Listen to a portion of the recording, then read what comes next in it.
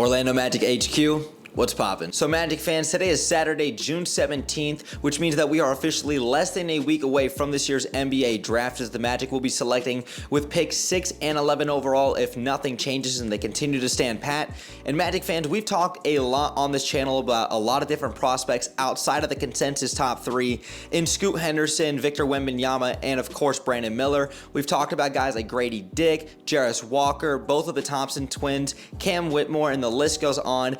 And today we're going to be talking about another popular pick that a lot of Magic fans want in this year's draft, including myself, and that's going to come with Taylor Hendricks. Now, who is Taylor Hendricks? Taylor Hendricks is a 19-year-old forward from Fort Lauderdale, Florida, and he's not only a homegrown talent here in the state of Florida, he is a homegrown talent here in Orange County, in Orlando, as he attended the University of Central Florida. And in his freshman season for the UCF Knights, Taylor Hendricks finished second team All-AAC in his first year. Taylor Hendricks comes in at about 6'9", 215 pounds. This past season for the Knights, he averaged 15, 7, and 1, chipped in a steal per game, almost 2 blocks per game, averaged 1.4 turnovers, and had shooting splits of 48, 39, 78. I will say I did have the pleasure of watching Taylor Hendricks play up close and in person a couple of times this season. He's a terrific player, and when you really go back and watch this guy's tape, there's a lot of great things that stick out to you about this guy. I think he's one of the most complete overall players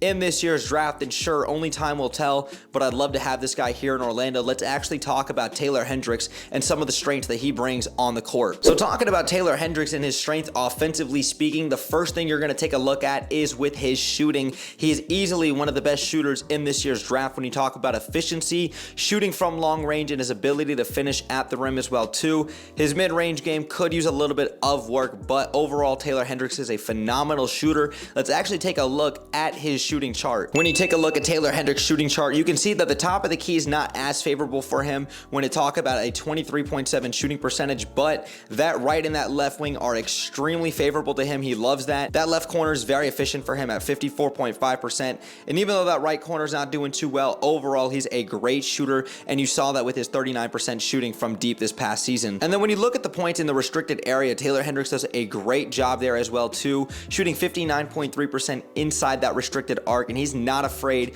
to go up and go through contact. He does a great job with that. Taylor Hendricks, to me, like I said, is not only one of the best shooters in this year's class, it's very evident throughout his tape. This guy's a great spot-up shooter. He can go inside and out. He can clearly shoot over defenders with that 7-foot wingspan that he has and that 6'9" frame, and he's just a great overall shooter, a very good offensive player. And while I did say that he does need to continue to work on his mid-range game, like I said, I think he kind of makes up for it because he does have a great three-point shot. He can clearly finish inside and out and at the rim, and his mid-range game is solid. It's not the best right now, but it definitely needs some work. Another great offensive strength about Taylor Hendricks is his ability to move without the ball, not only on the three-point line, but also cutting to the basket. He hustles for boards, and he's got a very solid post game down in the interior. I don't think that's something that you're going to see from him at the next level, as he would be considered a lot more of an undersized forward, and you don't really see as much post game in today's modern NBA. He might have some opportunities here and there in general,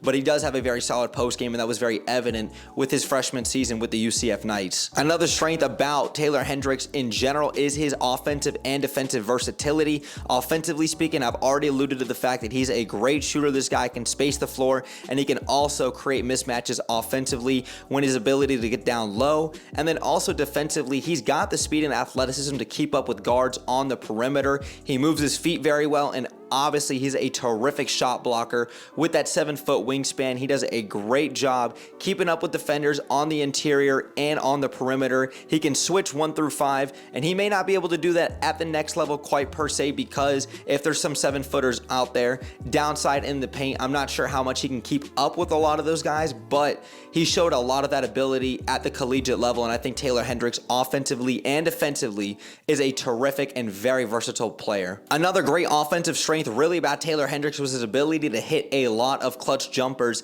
this past season for the UCF Knights. There was a lot of opportunities at the end of games, towards overtime, at the end of regulation, where he put the ball in the basket and he was making big time shots. And who knows how that's actually going to translate at the next level, if he's really going to be getting a lot of those opportunities. But if you go back and watch what he did this past season, he had a lot of big time jumpers that really help UCF either push the game into overtime or help them get the win. Now, really talking about about Taylor Hendricks' weaknesses, I think that he's an extremely complete player. I don't really see much holes in his game offensively and defensively speaking. Now, the one big glaring weakness I would say with Taylor Hendricks is not really that big of an issue. This is something he can continue to develop over time because he is only 19 years of age. It's going to be working up on his pull-up jumpers and really that form. When you take a look at the stats, Taylor Hendricks this past season shot 15 of 45 with shots off the dribble, and he was 8 of 20 with shots off the dribble on 2-pointers. And while the 8 of 20 shooting from the 2-pointers in that mid-range game is respectable, about 40%, I do expect him to continue to get better with that, and I do expect him to continue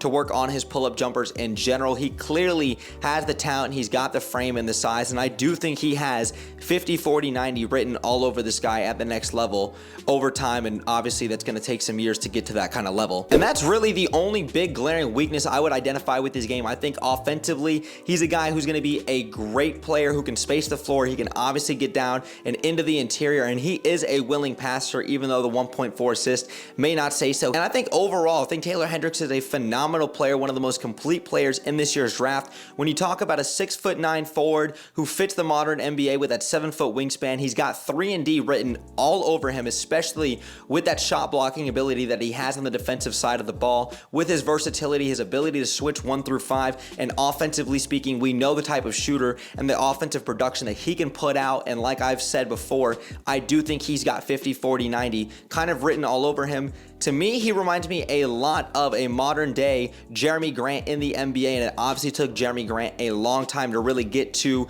this level of production that he's gotten to in his career. It didn't really happen with him in Philadelphia. And then more so in recent memory, he reminds me a lot of Jabari Smith Jr. coming out of Auburn last year, and a lot of Magic fans had expected Jabari Smith Jr. to be the #1 overall pick before we took Paolo Banchero. I think that they've got similar frames, similar size, and similar abilities, and I really like a lot of what I see out of Taylor Hendricks, all Homer takes and all UCF takes aside. I look at the possibility of Markelle Fultz, Jalen Suggs, Paolo Banchero, Franz Wagner, and Wendell Carter starting, and when I still take a look at the bench, and I'm going to talk about a guy in Cole Anthony who's embraced that 6-man role, Taylor Hendricks, possibly whoever we take at 6 or 11, depending on where the Magic want to take Taylor Hendricks. And then you're going to look at the rest of the depth with guys like Caleb Houston, Gary Harris, Bol Bol, Mo Wagner, Chumo Keke.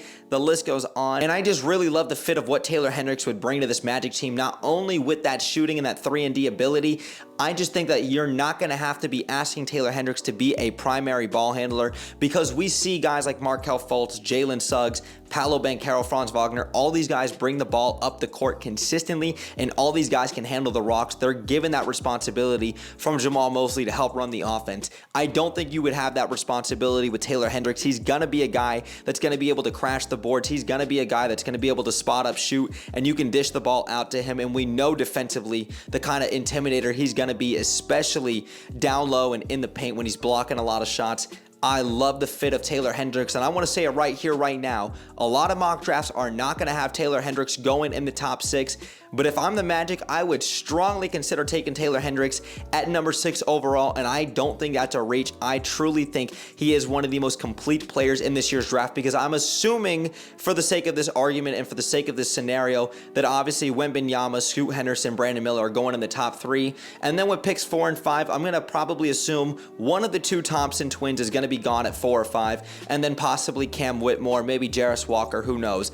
I believe Taylor Hendricks is going to be there at #6 overall, because if I'm Jeff Weltman in this Magic front office, I'm very much considering the fact of taking Taylor Hendricks with the #6 overall pick. I don't think he's going to fall to #11. I think he's too talented of a player with too high of a ceiling to fall to #11. But Magic fans, let us know your guys' thoughts in the comments down below about the potential and the possibility of a homegrown talent here in Orange County at UCF coming to the Orlando Magic and Taylor Hendricks. I know I would love it, and I'm sure a lot of you guys would. Let us know your guys' thoughts in the comments down below. But Magic fans, if you guys enjoyed today's video, make sure you guys go ahead and drop me a thumbs up. It takes 1 second and it helps me in the channel out tremendously.